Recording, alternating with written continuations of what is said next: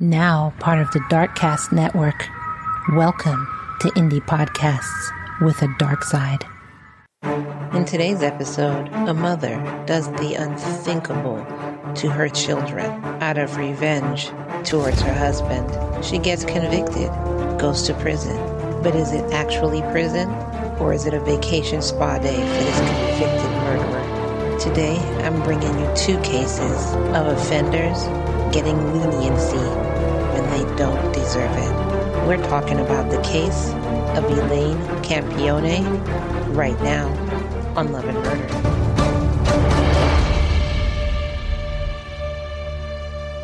Welcome, everyone. Welcome to Love and Murder, your weekly true crime podcast telling you cases of relationships that turn to homicide.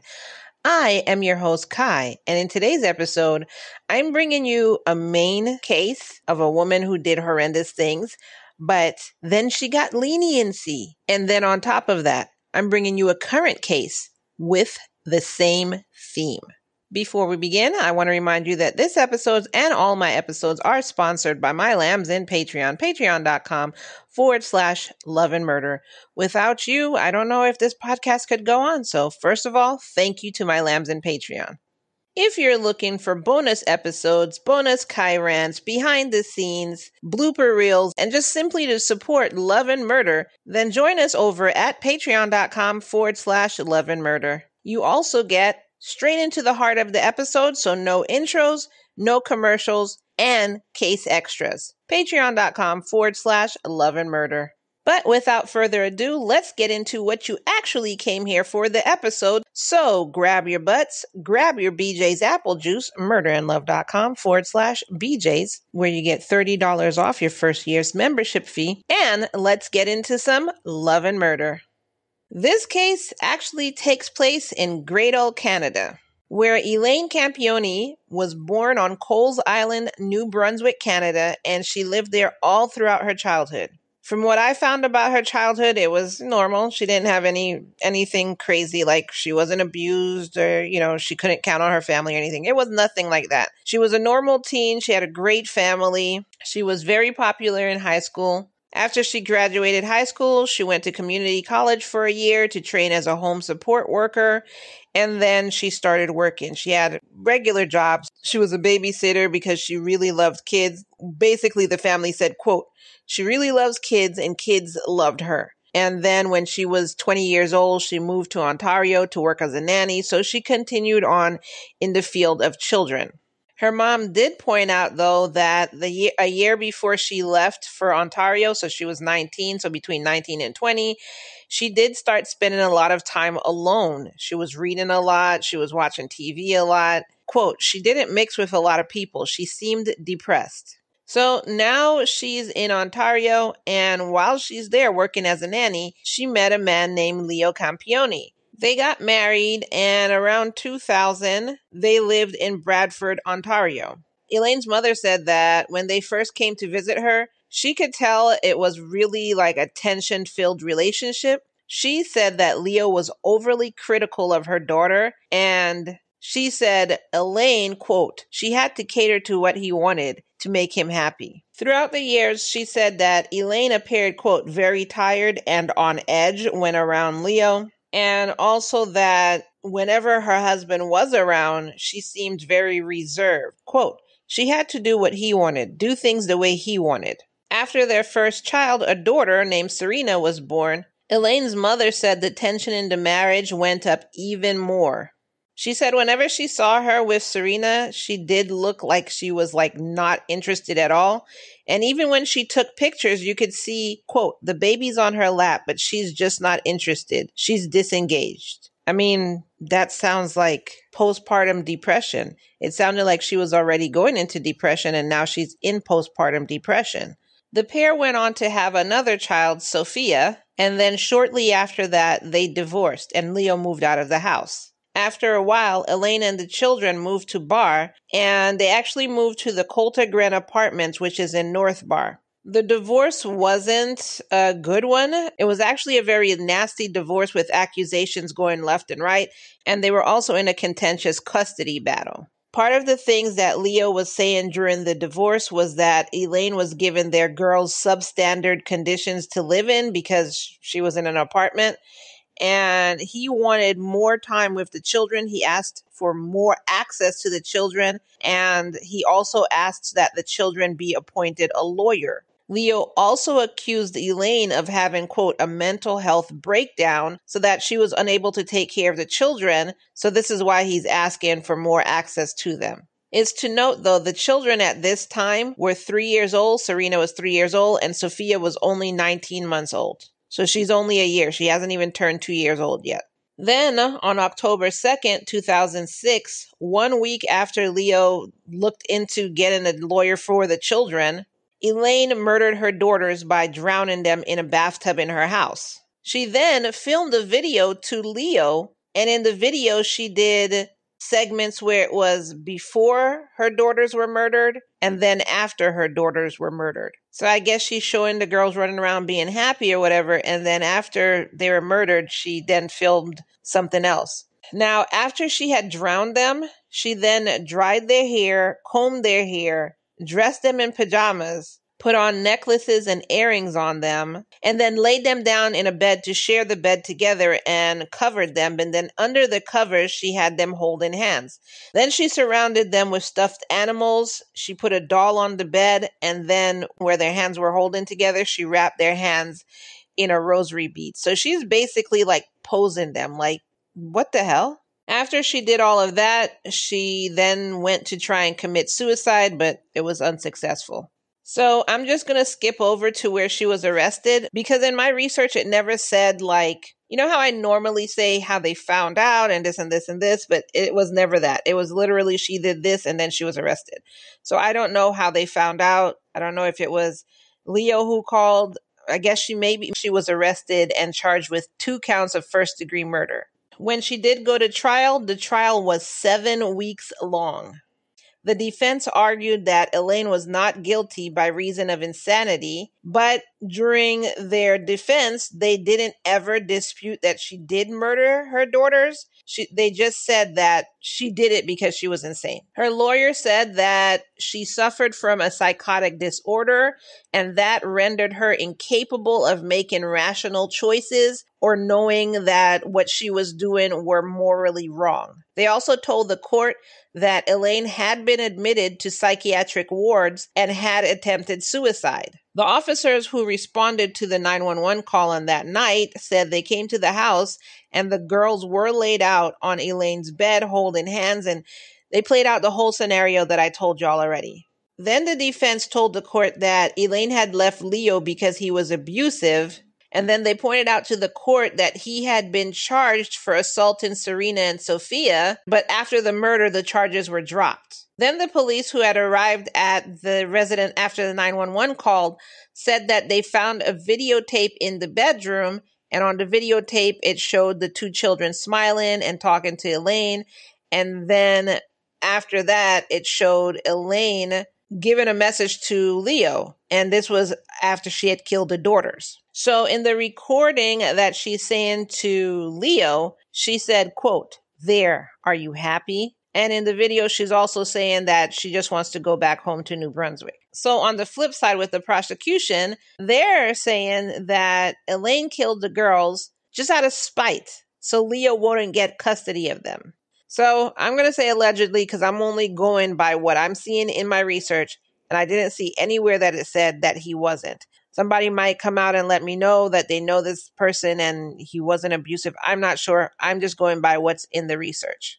Now, when he did give a statement in court, which he didn't appear in court, he just sent a statement with his lawyer, he did sound like a father who had lost, basically his world.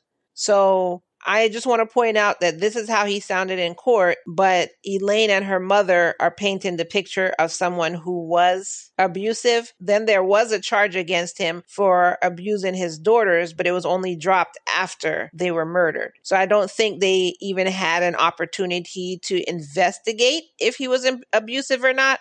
So the claims of abuse came from Elaine and her mother. So in his statement, Leo said that he missed coming home to his daughters. He missed seeing them. When he came home, they would run into his arms as soon as he entered the door, and he misses that. Quote, I found my place in life and my peace was with them. Above all else in life, nothing else brought peace to me like they did from their lover's embrace.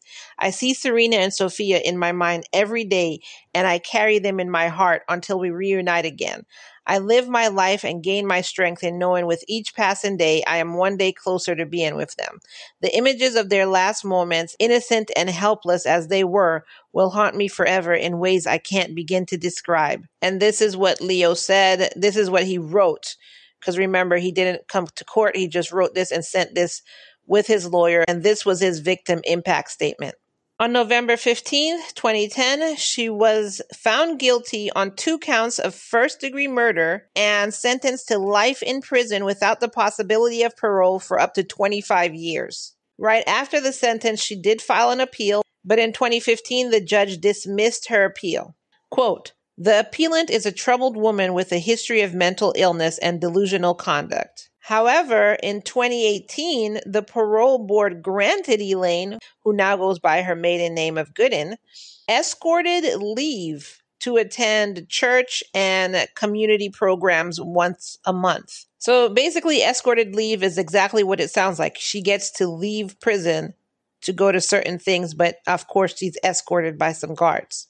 On September 18th, 2019, she was approved once again escorted leave, where she participated in various voluntary workshops and completed college diplomas in business. Treatment staff consider you motivated, polite, and easy to engage. Your escape risk and risk to public safety are both considered low. This is what the parole board wrote on her file. They also said, quote, throughout your incarceration, you have remained strongly connected to your Christian faith, and these ETAs will help to establish this association yet further. You have to date demonstrated a lot of personal growth and increased mental wellness gained from chaplaincy support. In 2020, she was granted escorted leave again. However, it was halted because of the COVID pandemic. In 2022, she was again granted supervised day release. And in her file, it was noted that the ETAs would prevent her from, quote, becoming institutionalized and support a, quote, gradual reintegration. Gradual reintegration to what? She's supposed to be life in prison, right? They also noted that while she was in custody, she had received over 40 certificates from various programs. She had participated in multiple interventions and workshops, and she is currently employed as the chaplain's assistant. They also said that she has a, quote, quiet, stable profile and works well with staff. In closing, they said that she would present, quote, an undue risk to society during these absences. In 2023, she was approved escorted granted leave again because the parole board deemed her behavior, quote, very positive. So she's continued to be able to go to community service, gatherings for personal development, and they said it's for rehabilitative purposes. And that literally is the case of Elaine Campione. She murdered her daughter. She's supposed to have life in prison, but she's getting free housing, free food, and literally living life. I don't understand why they keep pointing out that, she's not a threat to society. She was never a threat to society. She was a threat to her children in whatever capacity, whether she was mentally ill or not. But she did this and she went to prison. And y'all are acting like she hasn't done anything, like she stole one bead, and so she's not a threat to anybody. So because she's in prison for stealing one bead, she should be able to go out and still reintegrate with the population. Like, she murdered 2 babies. I don't know the reason. I don't know if it's because of mental health. I don't know if it was because of revenge to her ex-husband, but she murdered 2 babies. Of course, she's not a threat to society. And I guess if she didn't work well with staff, then y'all would keep her in the prison. But because she works well with staff, y'all are like, okay, we'll let you out, let you go to the store, or let you go to community gatherings. Let's get you ready to reintegrate into society, which means that, to me, they're prepping her to get out of prison. That's what it sounds like to me. So when her first parole hearing comes after 25 years, they're probably going to approve it. So she's probably, and this is just me thinking, I'm not saying this is what's going to happen, but she's probably going to get out of prison after 25 years for what she did to 2 babies. What do y'all think about that? I don't know what to think, because the more and more I do these cases, I kind of want to, in certain cases, I kind of want to be careful with my views, because I'm seeing that, of course, the media portrays these people one way and then everybody jumps on the bandwagon. But then if you actually hear friends and family on either side, the victim side and the perpetrator side, it could be the case of that's not even what happened, but the media wanted to sensationalize this. And so everybody jumps on the bandwagon. And then when I do my research, obviously it mainly comes from the media. So I'm kind of wary in certain instances of what I say. Like in this instance, I'm wondering if it really was a mental health issue. But of course, the sensationalized media would be like, mother murders daughters in spite of husband. Like, so I don't know how to feel about this. But my thing is, if it's mental health, maybe the supervised outings that she gets isn't in, general population, like out. She should possibly be able to go to counseling and group meetings dealing with mental health. That's what I'm thinking. Because all in all, regardless of the reason, she did murder her children. So if she needs to be able to socialize, you decided to put her in prison instead of a mental health program.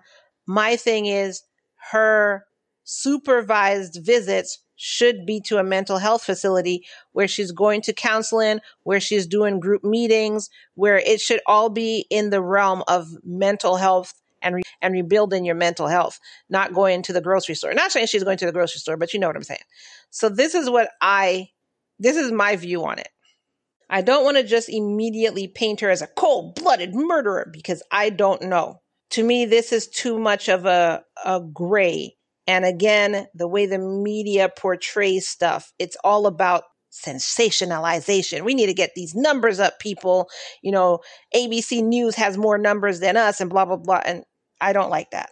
So I'm not going to say, so this is why I have this ending commentary. In certain cases, I'm going to be more, I don't know what to think. Certain cases, certain other cases are like clear cut, black and white.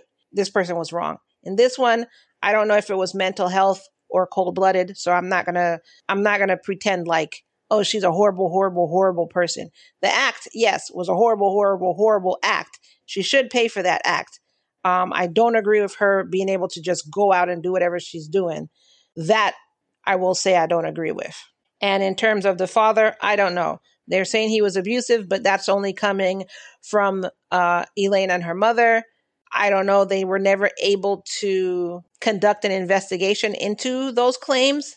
So I'm just saying that the claims of abuse only came from Elaine and her mother, from what I found in my research. So I can't say that he was an abusive person. I don't know. Those are my thoughts on this case. What are your thoughts on this case? Have you heard about this case before? Let me know your thoughts in the comments below. And like I said, I was going to read your comments, but then a case came up that I wanted to talk about. And this is following the same theme of being lenient on offenders who don't deserve it.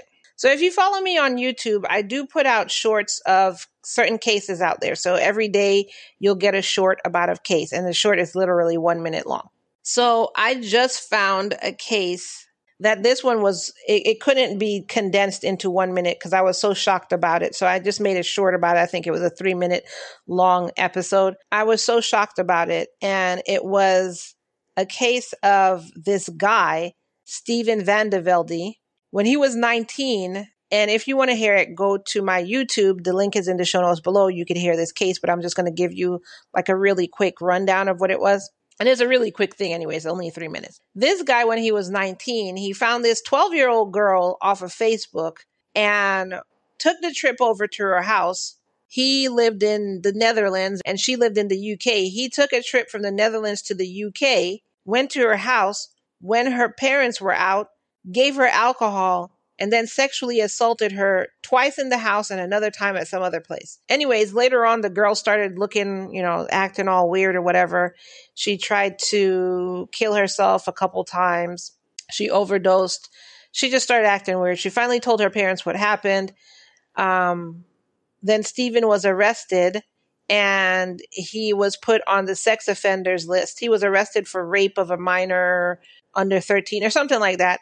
And he was put on the sex offenders list for life. He was supposed to be in prison for 4 years, but then because of a treaty between the UK and the Netherlands, he was extradited to the Netherlands. When he was extradited there, they dropped his charge from that of rape to that of fornication and only gave him 1 year in prison and basically said that you're out, you can continue living life. So when he got out, he went into playing volleyball. So when he was a teenager, he played volleyball.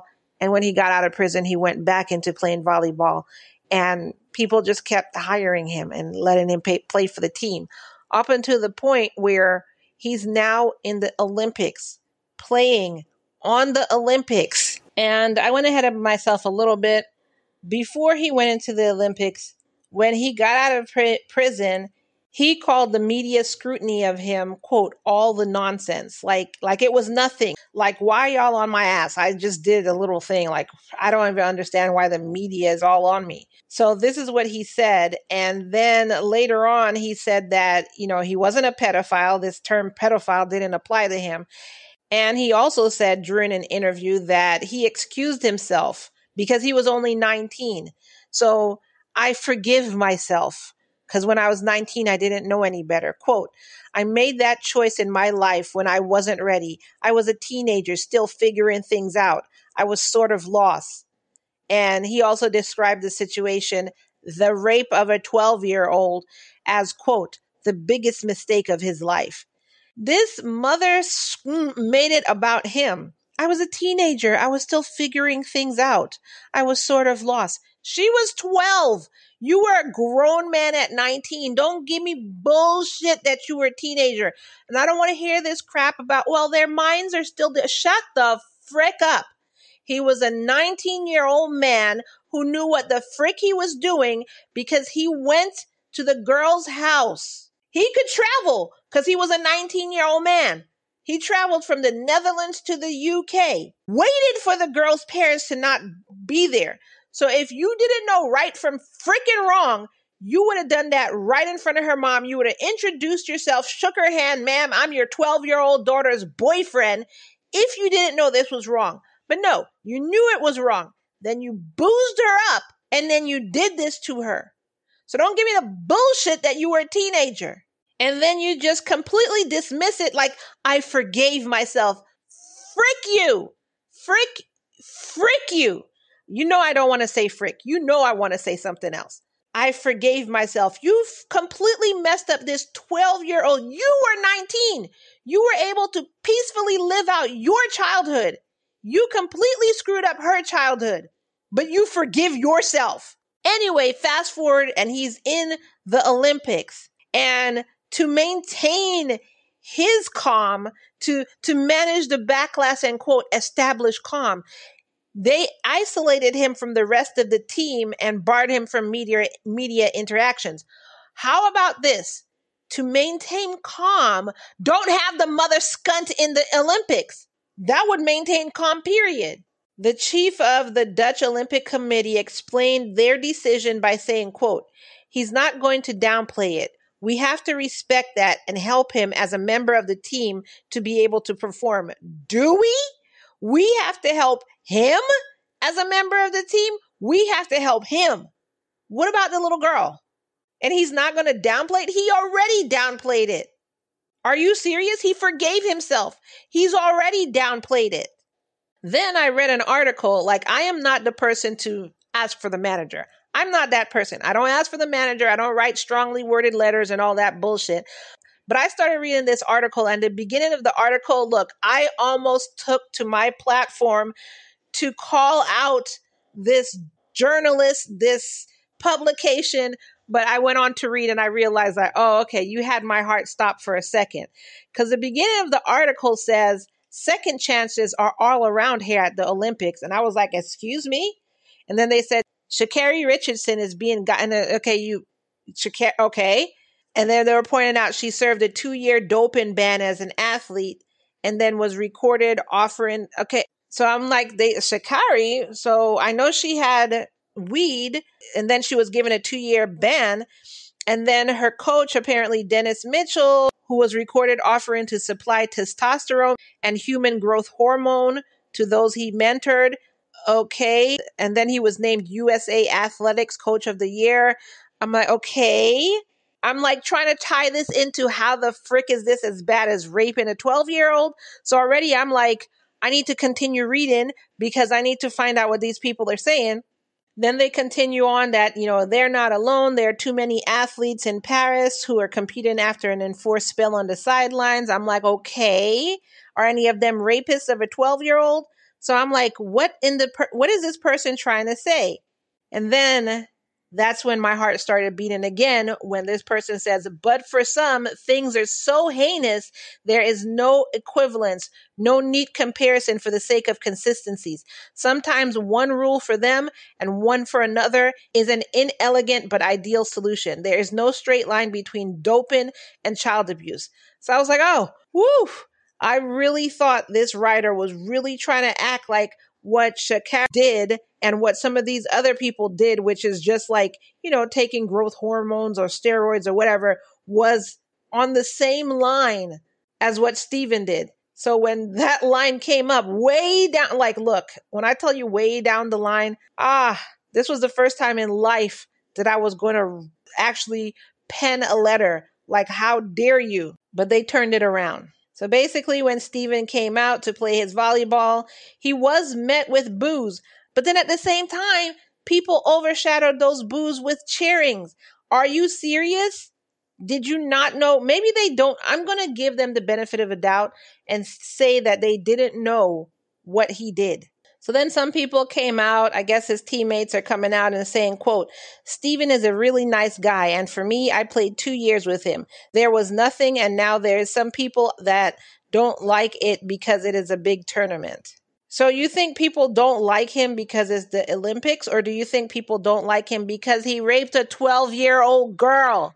You're just cool and he's a nice guy. And, he raped a 12-year-old girl and he forgave himself. And then there was another article that says that the Dutch Olympics Committee has defended its decision, stating that Steven's inclusion adheres to the guidelines set by the Dutch Volleyball Federation, which the guidelines stipulate that he completes a specialist treatment program, which he has done. Quote, Velde has fully engaged with all requirement and has met all the stringent risk assessment thresholds, checks, and due diligence.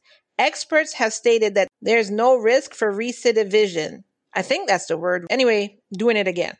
Velde has consistently remained transparent about the case, which he refers to as the most significant misstep of his life. Did he just call rape a misstep? He deeply regrets the consequences of his actions for those involved. Are you paying this girl's medical bills as she's getting treatment for her mental health? Because that's the only way that I could tell that you deeply regret the consequences for your actions. You paying the medical bills, even though it's the UK, but what you should do is if it's free for her to go to mental health, which I don't know if that is free in the UK, but if she doesn't have to pay for it, look on the US's site for how much it costs to get mental health care and just give her that kind of money. Quote, after his release, Velde sought and received professional counseling. He demonstrated to those around him, privately and professionally, self-insight and reflection.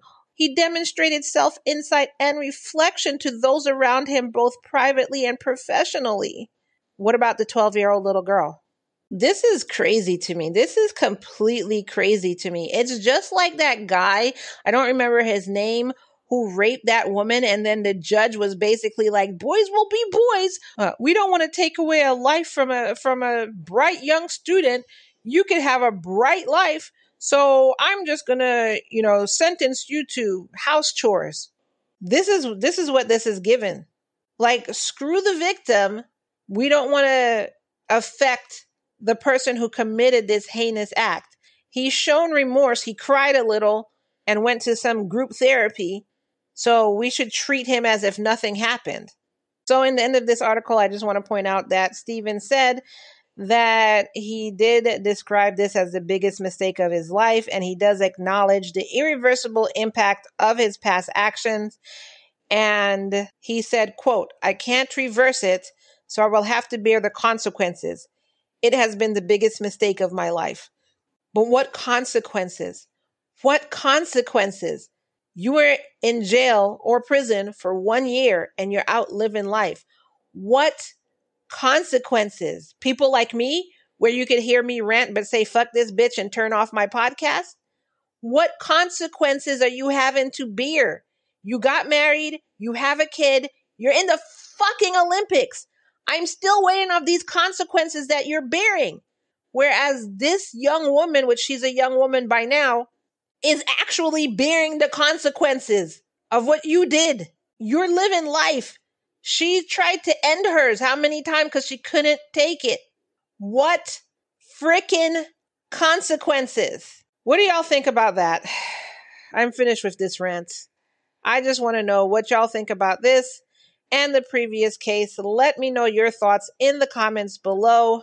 And don't forget that a free and easy way that you can help Love and Murder is by simply sharing this episode. So go ahead and share this episode with your teammates. If you play a sport or you're in any kind of team atmosphere, whether it's video games or whatever, share this episode with your teammates and share it on your Reddit. I keep going to Reddit because that's just the easiest place to share it.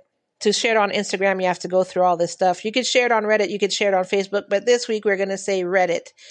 Share it with everybody you know and everybody you don't. Also, if you want to be a supporter of Love and Murder, you want to give it any kind of financial support, don't forget you can head on over to Patreon, patreon.com/Love and Murder.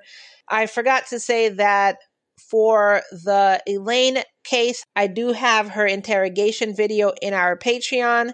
When you're a member of Patreon, you do get extras. So you get case extras if there's any. So videos, court documents, pictures, all of that stuff. You get commercial free access. You get intro free access. And then you also get bonus episodes. Patreon.com/Love and Murder. And your support, your donation helps to support Love and Murder and keeps the podcast going and keeps me ranting about stuff like this Steven Velde bullshit. We have donations started at only $3 a month. You can get it $3, $5, $10. And if you want to be a sponsor of Love and Murder, then there's a $25 tier even. Patreon.com/Love and Murder. I'm sorry, my voice is going down. I'm just like, I'm so angry. I've rolled back around to like, ugh. Anyways, as I leave you in every full episodes, I want to remind you that it's, say it with me now, you give me the gusto because I just don't have it after this case. Say it with me now. All love and no murder, y'all. I'll see you in the next episode. Bye.